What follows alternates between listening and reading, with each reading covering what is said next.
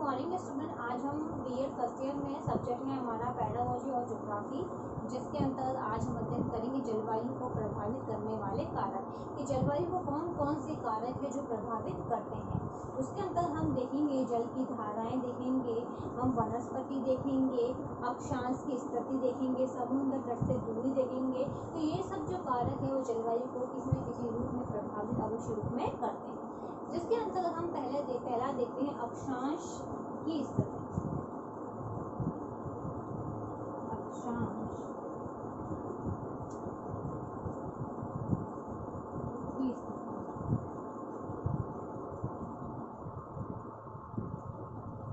अब अक्षांश की स्थिति किस प्रकार होती है जो कि जलवायु को प्रभावित करती है। तो इसके अंतर्गत हम देखते हैं कि जो स्थान भूमध्य रेखा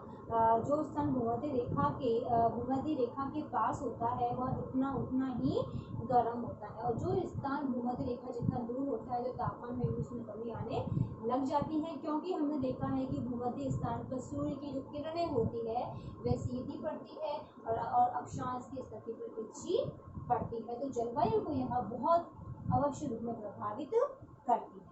अब जो नेक्स्ट पॉइंट है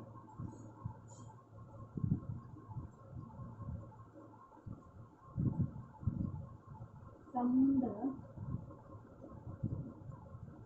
तट से दूरी। समुद्र तट से दूरी भी जलवायु को बहुत प्रभावित करती है। अब इसके अंतर्गत हम देखते हैं समुद्र से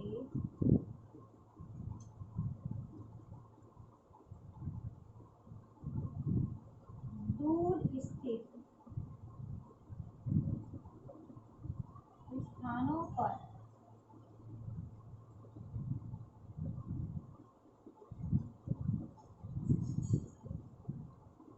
गर्मी में अधिक गर्मी तथा ठंडी में अधिक ठंडी पड़ती है। अब हम समुद्र तट से दूरी के अंतर्गत देखते हैं कि समुद्र से जो भी दूर स्थित स्थान होते हैं वहां पर क्या होती है, अधिक गर्मी होती है, और जितना स्थान समुद्र के पास होता है उतनी वहां पर ठंड होती है। क्योंकि जो स्थान अधिक पास में होता है वहां का तापांतर जो होता है वह अधिक नहीं होता, और समुद्र के किनारे के भागों में तापमान जो होता है वह समकालीन प्रभाव उसमें अवश्य रूप में पड़ता है। इसलिए समुद्र तट की जो दूरी है उसमें जो गर्मी होती है बहुत ही अधिक होती है। फिर नेक्स्ट है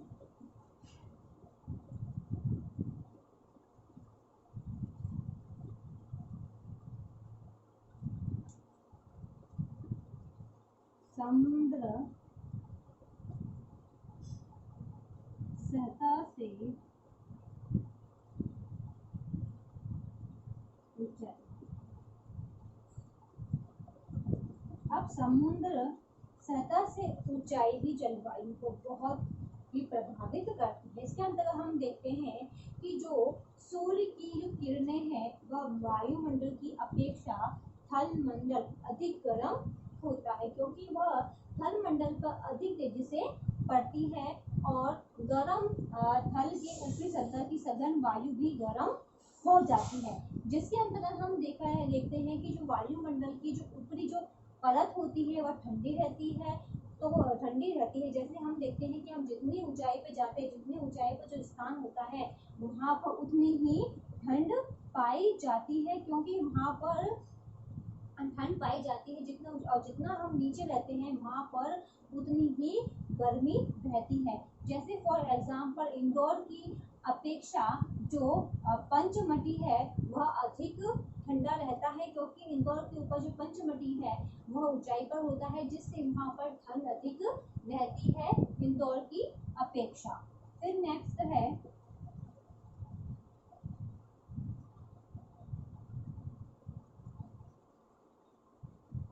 वायु प्रचलन।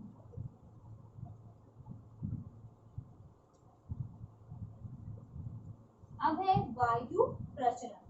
ठंडे प्रदेशों में चलने वाली जो वायु होती है वो अपने अपने मार्ग में पड़ने वाले सभी स्थानों को ठंडा कर देती है। जैसा कि हमने देखा है कि जैसे हमारे माउंट में अगर बरसात होती है तो वहाँ पे जो ठंडी हवाएं चलती है तो हमें आबू हमारे शहर में भी हमें ऐसा लगता है कि यहाँ पर थोड़ा ठंडक हो रही है, क्योंकि वहाँ की वायु और यहाँ पर जब वायु आती है तो हमें थोड़ा ठंड महसूस करती है, तो अन्य स्थानों को बहुत ठंडा कर देती है। इसके साथ हमने देखा है कि ध्रुवीय प्रदेश में जो चलने वाली जो हवाएं हैं वे मध्य एशिया को ठंडा कर देती है, क्योंकि वहाँ पर ठंडी हवाएं चलती है तो मध्य एशिया जो होता है उन्हें भी वह ठंडा अवश्य रूप में कर देती है।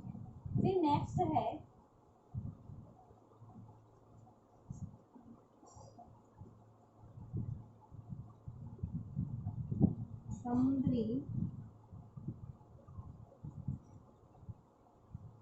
समुद्री धाराएं।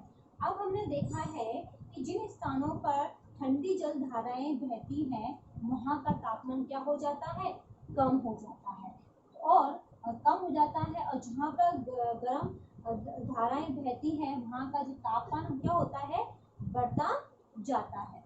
फिर नेक्स्ट है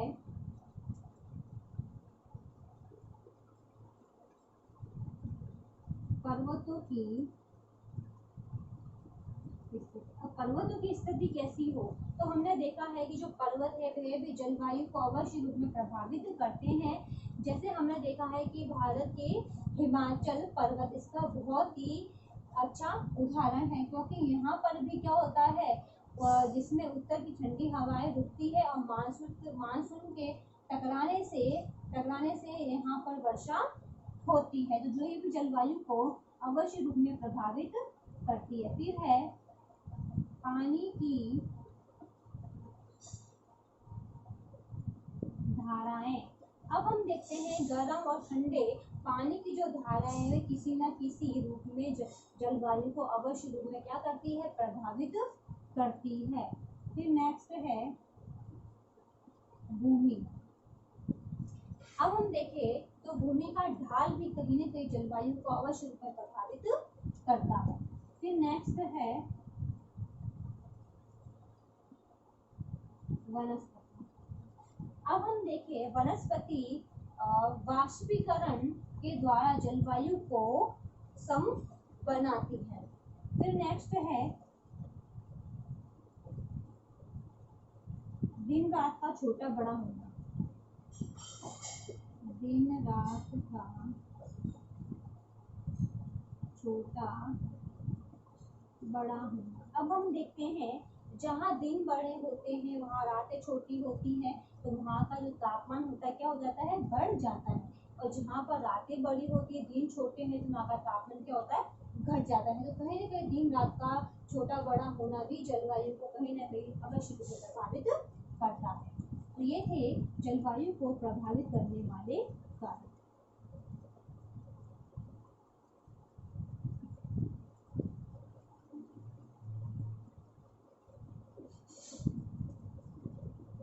अब इससे संबंधित आज का आपका होमवर्क है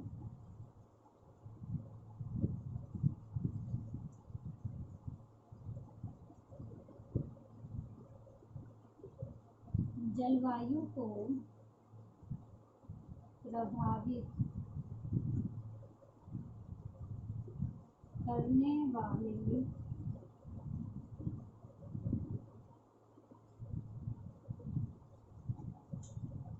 कारकों का वर्णन कीजिए। जलवायु को प्रभावित करने वाले कारकों का वर्णन कीजिए। ये क्वेश्चन आपको आपके नोटबुक में उतारना है। अंत में एक विशेष बात, जैसा कि आप सभी को पता है कि देश में कोरोना जैसी महामारी बहुत फैल रही है, इससे सुरक्षित रहने के लिए मास्क लगाइए, हाथों को सैनिटाइजर करिए। यदि आप बाहर जाते नहीं, किसी व्यक्ति कांटेक्ट में आते हैं तो कम से कम 6 फीट की दूरी बनाए रखिए, जिससे आप सुरक्षित होंगे तो आपका घर भी सुरक्षित रहेगा। धन्यवाद।